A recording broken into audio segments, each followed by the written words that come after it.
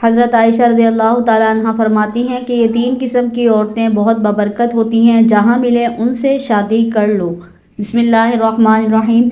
حضرت سیدہ عائشہ صدیقہ رضی اللہ تعالیٰ عنہ نے فرمایا، اے اسلام کی شہزادیوں، عورتوں میں 3 خوبیاں اللہ تعالیٰ کو بہت ہی زیادہ پسند ہیں۔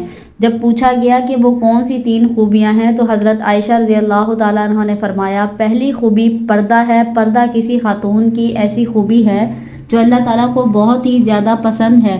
جب کوئی خاص خوبیاں اللہ کو بہت پسند ہوں تو پھر ظاہر ہے کہ وہ خوبیاں اپنانے والی عورتیں بھی اللہ کو بے حد پسند ہیں۔ فرمایا گیا، اللہ کی پسندیدہ بندی بن جاؤ اور پردے کو اپنا زیور سمجھو۔ آج کل کی عورتیں کہتی ہیں جی اصل پردہ تو دل کا ہے، بس انسان کا ذہن پاک صاف ہونا چاہیے، صرف دماغ کا صاف ہونا ضروری ہے۔ تو میں کہتی ہوں کہ ذہن جتنا بھی پاک صاف ہو جائے لیکن سیدہ فاطمہ الزہرا رضی اللہ تعالیٰ عنہ سے زیادہ پاک صاف نہیں ہو سکتا۔ پردے کا حکم سیدہ فاطمہ رضی اللہ عنہ کو بھی دیا گیا تھا۔ جاہلیت قدیمہ کی طرح جاہلیت جدیدہ میں ایک بار پھر بہنوں کی عزت اور ناموس پر خطرات کے بادل منڈلا رہے ہیں۔ ان کی عصمتوں سے کھلواڑ کرنے کی کوششیں ہو رہی ہیں، انہیں برہنہ اور نیم برہنہ کر کے سرے بازار رسوا کیا جا رہا ہے اور ایک منصوبہ بند سازش کے تحت انہیں شمع خانہ کے بجائے چراغ محفل بنایا جا رہا ہے۔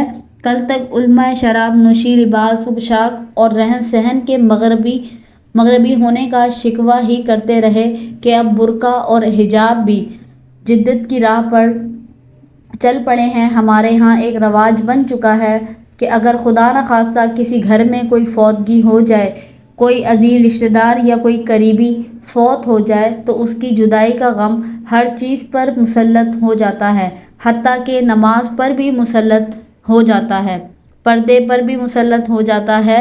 عورتوں کو اپنے پردے کا خیال نہیں رہتا، باپ بھائی بہن کو نماز کا خیال نہیں رہتا۔ محترم ناظرین، صحابہ کرام رضوان اللہ علیہم اجمعین کے دور میں جب کوئی فوتگی ہو جاتی تھی، ظاہر ہے کہ خاندان والوں کے لیے یہ ایک بہت ہی غمزدہ صورتحال ہوتی تھی، لیکن پھر بھی یہ غم خواتین کے پردے پر اثر نہیں ڈالتا تھا۔ فوتگی کے دن بھی عورتیں پردے کا خاص خیال رکھا کرتی تھیں۔ ہر چیز پہ غم مسلط ہو جاتا تھا لیکن نماز پر مسلط نہیں ہوتا تھا۔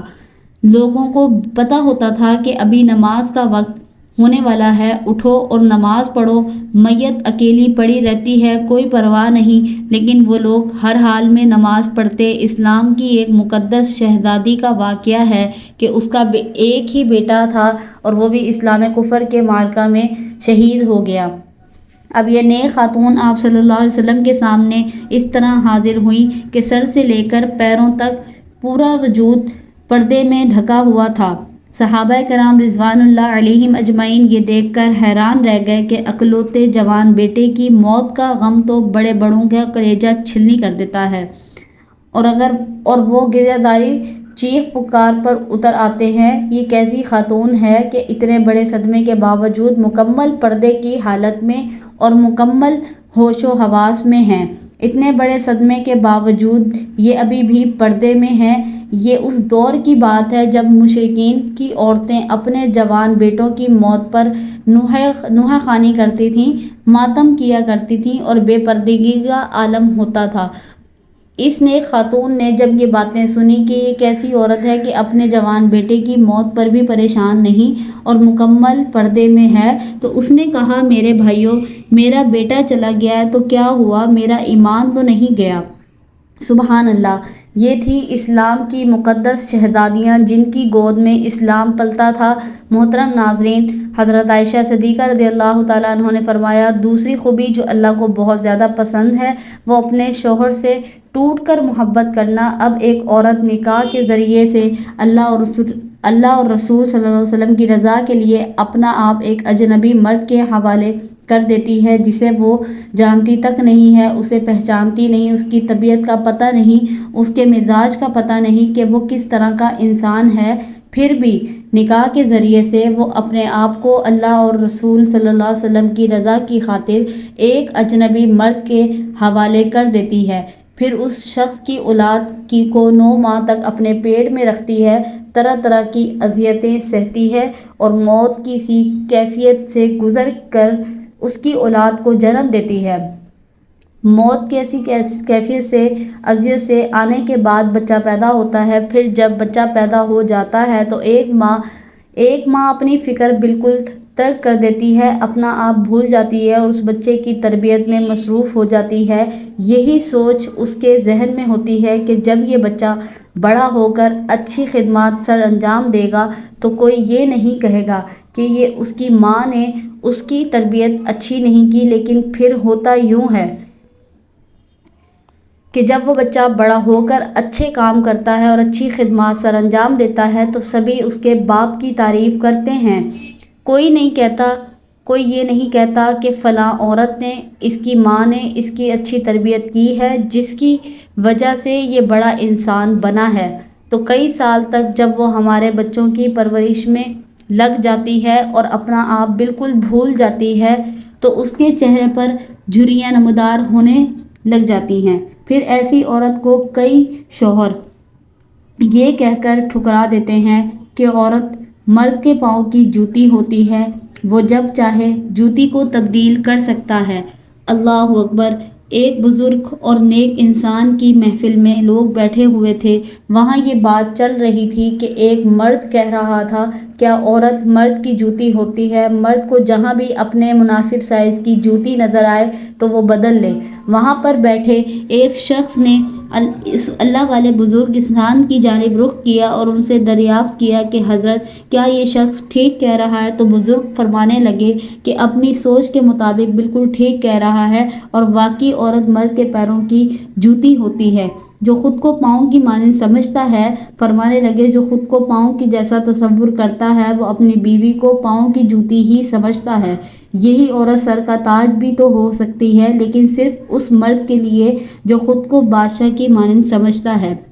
جب ایک عورت ایک ایسے شخص کے لیے اپنی زندگی قربان کر دیتی ہے جس کے وہ نکاح میں آ جاتی ہے، اس کی خدمت گزاری کرتی ہے، بچہ پیدا کرتی ہے اور اس کے بچوں کی تربیت کے دوران اس کے چہرے پر جھریوں کے نشان نمودار ہو جاتے ہیں، لیکن مرد اس بات کو سمجھنے کی بجائے جب یہ دیکھتے ہیں کہ یہ عورت پہلے کی طرح خوبصورت نہیں رہی تو وہ دوسری عورت کی جانب مائل ہونے لگتے ہیں اور اپنی بیوی کو چھوڑنے کے لیے تیار ہو جاتے ہیں۔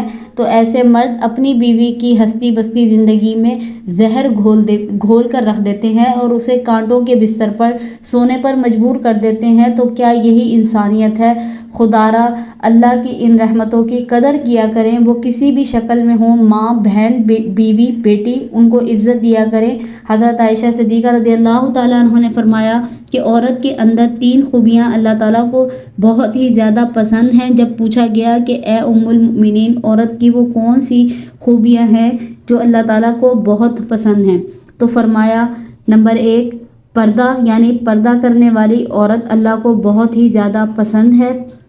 نمبر 2 شوہر سے ٹوٹ کر محبت کرنا، یعنی شوہر سے بے انتہا محبت کرنے والی عورت بھی اللہ تعالیٰ کو بہت ہی پسند ہے۔ نمبر 3 اللہ کے حضور جھکنے والی عورت، نماز پڑھنے والی عورت، قیام، رکوع اور سجود کرنے والی عورت، قرآن پڑھنے والی عورت۔ آج کل کی عورت کہتی ہے جی بچے زیادہ ہیں اس لیے نماز پڑھنے کا وقت ہی نہیں ملتا، اللہ کے حضور جھکنے کا وقت ہی نہیں ملتا، تو اسے اسلام کے مقدس شہزادیوں آئے سیدہ فاطمہ الزہرا رضی اللہ عنہا کے بابرکت گھرانے کی بات کرتے ہیں۔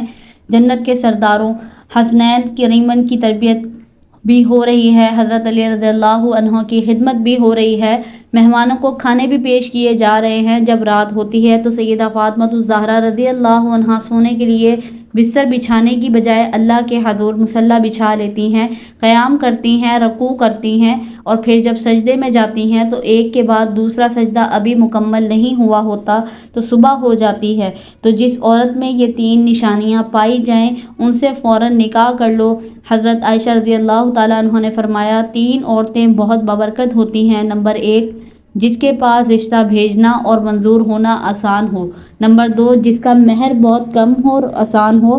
نمبر 3، جس کی پہلی اولاد بیٹی ہو۔ اللہ پاک سے دعا ہے کہ ہمیں نیکی کی باتوں پر عمل کی توفیق عطا فرمائے۔ اللہ پاک انہیں اپنی بیویوں کے حقوق ادا کرنے کی توفیق عطا فرمائے۔ اللہ تعالیٰ میری اور آپ کی بخشش فرمائے اور ہمیں صراط مستقیم پر چلنے کی توفیق عطا فرمائے اور ہمیں باپردہ مسلمان بنائے، آمین۔ اللہ تعالیٰ کے 99 ناموں میں سے ایک نام کمنٹ باکس میں ضرور ٹائپ کریں۔ اسلامک ویڈیوز کے لیے، اسلامک سٹوریز کے لیے اور ایسی ہی ویڈیوز کے لیے ہمارے چینل کو سبسکرائب کر کے بیل نوٹیفیکیشن کو آل پہ کر لیں تاکہ آنے والی ہر ویڈیو آپ کو مل سکے۔ ویڈیو اگر پسند آئی ہے تو ویڈیو کو ایک لائک کر دیں اور دوسروں سے شیئر بھی کریں۔